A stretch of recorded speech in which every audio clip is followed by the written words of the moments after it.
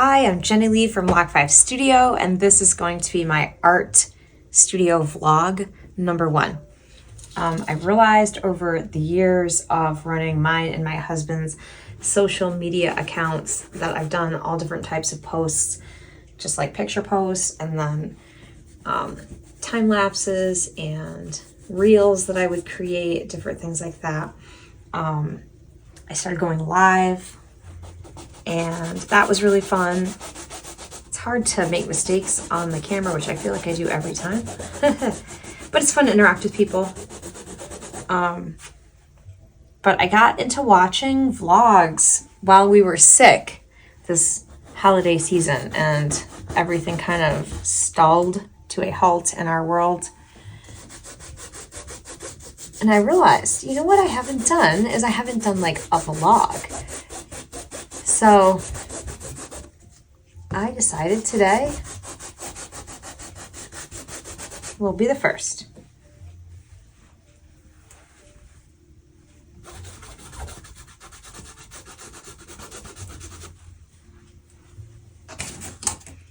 This is the reference photo for the painting that I'm doing titled Eye on the Prize. And I'm pretty excited.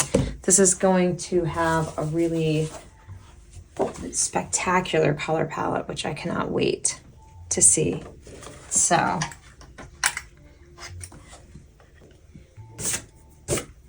before I can start applying the colors, I have to mix them up. And before I can even do that, I need to I need to determine where I want them. And then before I do that, I need to erase all these pencil marks, which there's a lot of them. This would mix into the paint, and they're not even perfectly even, because when I'm recreating it, the whole thing shifts usually. Which is why I say using a projector isn't necessarily easier than drawing it out, which is what I do much of the time. I'll set this one here. This one's drawn. This one is just painted directly into the wet background. I like lifted it out in a couple hours time. This one is actually done with a projector. So I just use different ways to do what I need to do depending upon what I'm doing.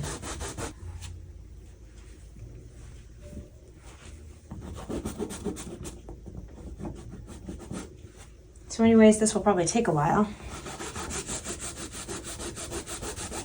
So I'm gonna fast forward.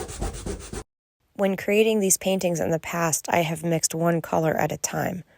But for this painting, I am actually going to mix them all in advance so that I have enough leftover paint for other projects and can better test the color in advance. So all that pressure on the canvas causes it to stretch quite a lot when I'm pushing on it with the kneaded eraser. So a good trick to tighten it up is to spray it with some water and let it dry. Got my little space heater that keeps me warm. Okay, while waiting for that to dry, I want to dig back into this project. I usually have a couple going at once. And that doesn't even include the crochet stuff I have going on. So I have been working out just the color palette for this. It's a little bit nerve-wracking. I haven't done a colored pencil in a long time. And so I'm having to really reach into my card catalog, I say.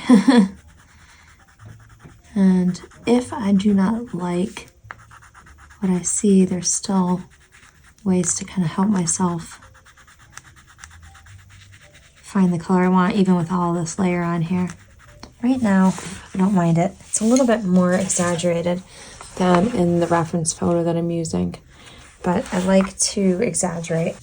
This is a little heavy, so I can take my razor blade and scrape some of it off. Just ended up being a little darker than I thought it should be. The only problem is it leaves these little like lines, which I don't love. So I try to really be careful and scratch gently and flat.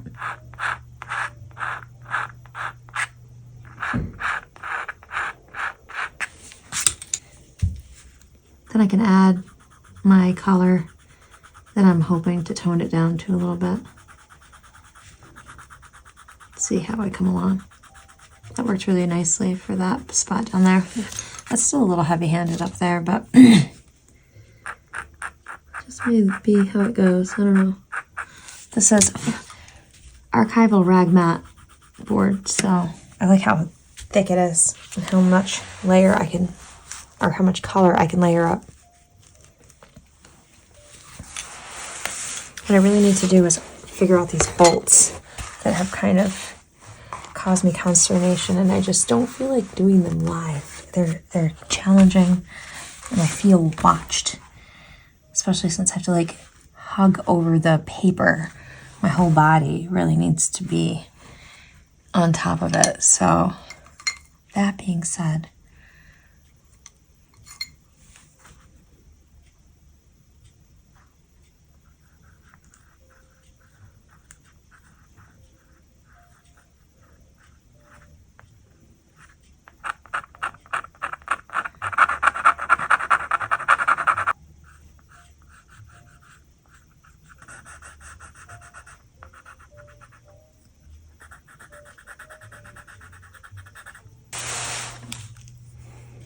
the best thing to do is sharpen these pencils manually with these little old school pencil sharpeners so that you don't lose a lot of lead.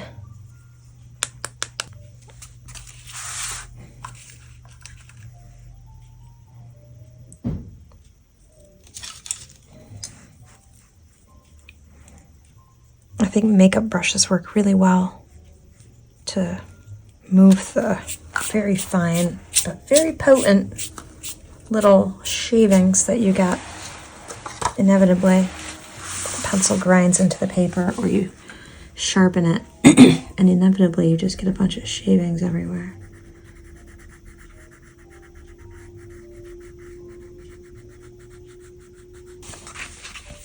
My goal is just to get this to look richer than the picture, and yet still resemble it.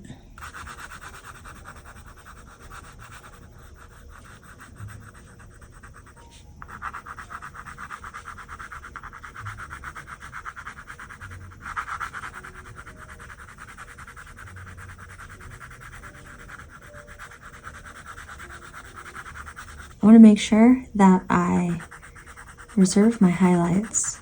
They're important.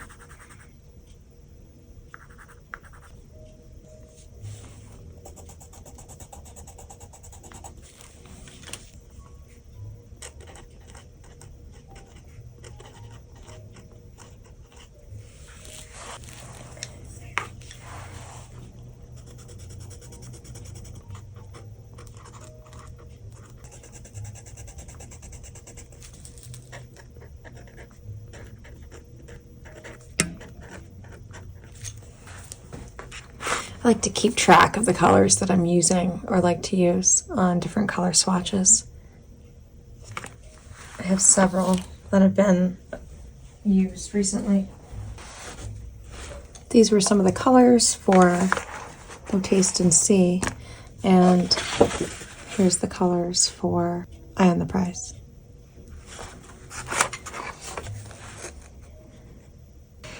So yeah, I just gotta keep plugging away at this one here. I really like this color for the highlights. It goes kind of right back to the color of the paper underneath, so that's a good one to have in the arsenal.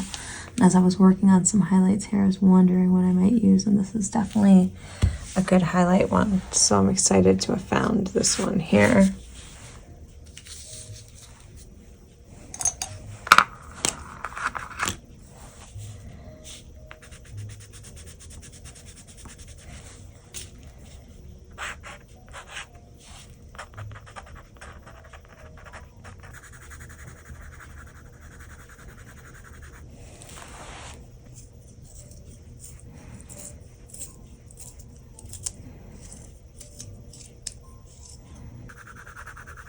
And then that poppy red, which is that reddy orangish color.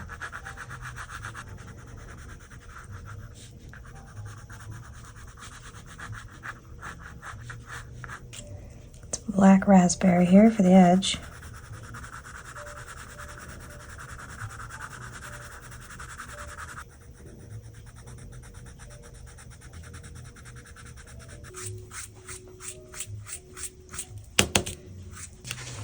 turn it around and take a peek at it. It's always good to check your work every little bit.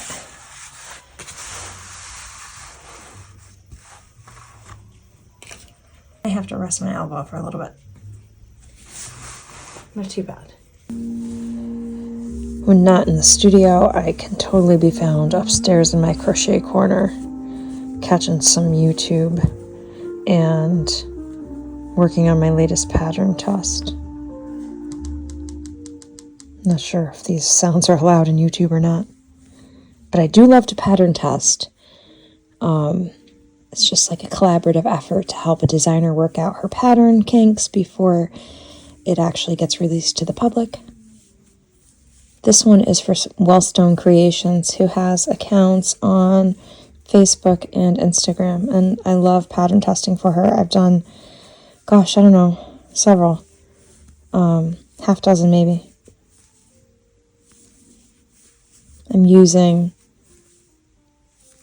I love this yarn from Hobby Lobby with my favorite 5mm clover crochet hook with that nice cushy handle that my old lady hands need these days. All right, the back of the canvas has totally dried. And as you can see, it's nice and skin tight like a drum. And I'm just going through with an acrylic marker, or pen, paint pen. And covering up my boo-boos so that the subsequent layers have a chance to cover the surface. The acrylic paint is slightly transparent, so it doesn't like to cover the Sharpie, which is why I use the Sharpie. Now that this is finally complete, I can go through and assign each section its color. Thanks for watching my very first vlog post. It'll get better over time.